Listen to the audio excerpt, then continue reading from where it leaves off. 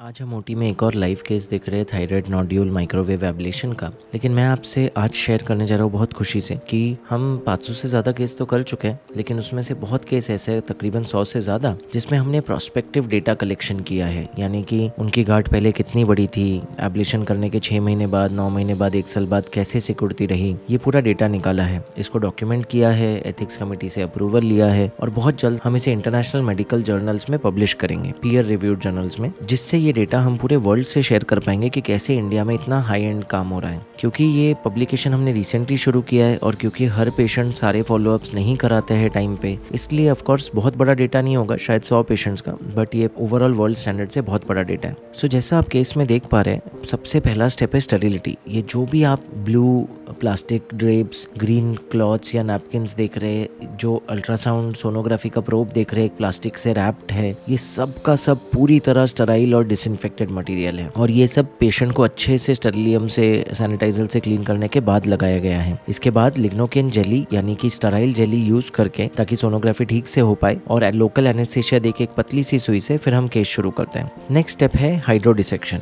ये पूरे प्रोसीजर का सबसे इंपॉर्टेंट टेक्निक है, जिसमें एक छोटी सी सुई से जाकर हम गार्ड को बिल्कुल सलाइन में तैरा देते हैं, ताकि वो गार्ड सारे कीमती स्ट्रक्चर से दूर हो जाए, चाहे वो एयर पाइप हो, फूड पाइप हो, रिकरेंट लैरिंजियल नर्व यानी कि बोलने की नस हो, आंखों को चलाती हुई नस हो, ब्रेन की खून की नसें हो या नेक के मसल्स हो। ये सारे स्ट्रक्चर से गार्ड को एक टापू की तरह, एक आइलैंड की तरह बीच में तैरा देते हैं सलाइन के, ताकि जब हम नोड्यूल को जलाए तो ये किसी भी स्ट्रक्चर पे हीट ना जाए और डैमेज ना कॉज कर दे। और फाइनली हम अपना माइक्रोवेव एंटीना लेके उसे कॉपर केबल से जनरेटर से कनेक्ट करके अल्ट्रासाउंड गाइडेंस में नोड्यूल का कोना कोना जला देंगे, ताकि वो नोड्यूल डेड हो जाए और धीरे धीरे शरीर से एब्जॉर्ब करके या तो गायब कर दे 6-8 महीने में, या फिर बहुत छोटा सा एक स्कार दिखे अल्ट्रासाउंड पे, पर नोड्यूल बिल्कुल दोबारा बढ़ने की क्षमता अपनी खो बैठे। सो इतना सिंपल मिनिमली इन्वेसिव ट्रीटमेंट है। जैसा आपने देखा, कोई ब्लेड का इस्तेमाल नहीं है पूरे प्रोसीजर में, सब कुछ नीडल से हो रहा है। प्रोसीजर खत्म होने के बाद कहीं कोई टाका नहीं लग रहा है, एंड में एक नीडल का छोटा सा निशान होगा जो 2-3 दिन में बिल्कुल ही नहीं दिखेगा। कंप्लीटली स्कारलेस ट्रीटमेंट है। पेशेंट